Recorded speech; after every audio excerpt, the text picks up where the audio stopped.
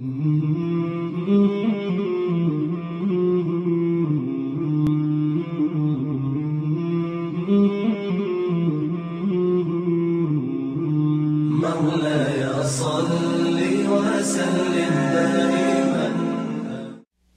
morning, I want to ask you the question, are you really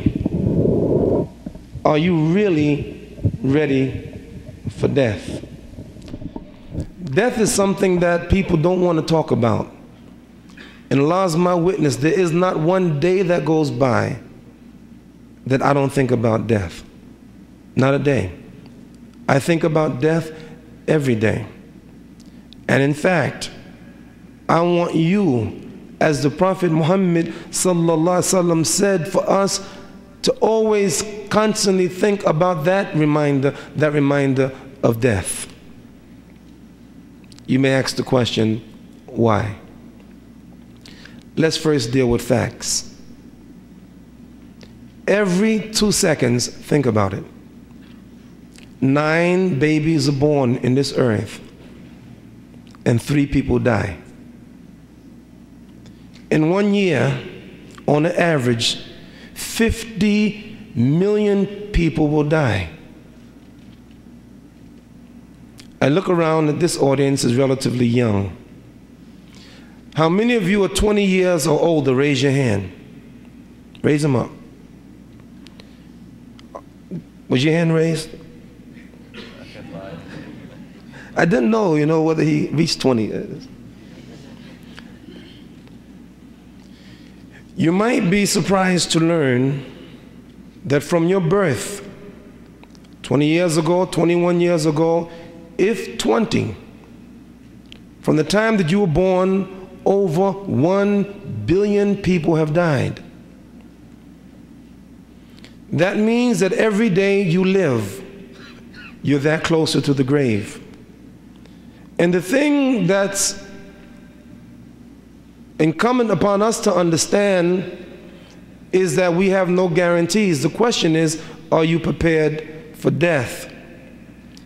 Last year, you know by now, most of you, that the most precious thing to me, my flower, my daughter, Basma Wahaj, died at the young age of just short of her 20th birthday.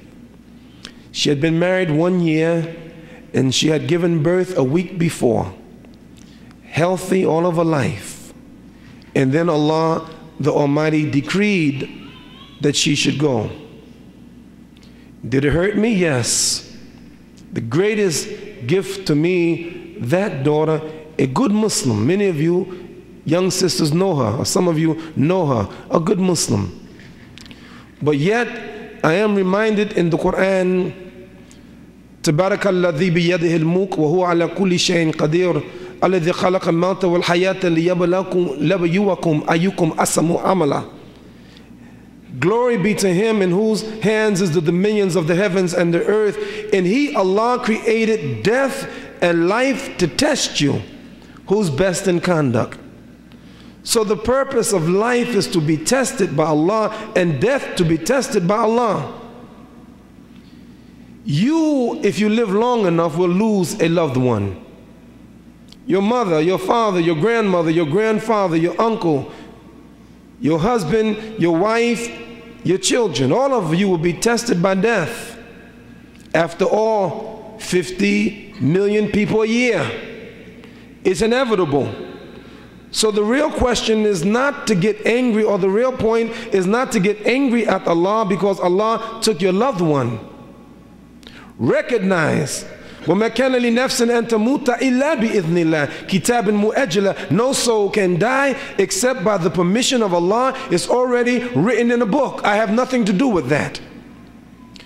We try our best to live the best life that we can live. Eat good food. Stay away from the haram. But even if you eat the most healthy of food, you exercise and you run and you jog and you do all of that. Yet, there's no guarantee that your life would be extended.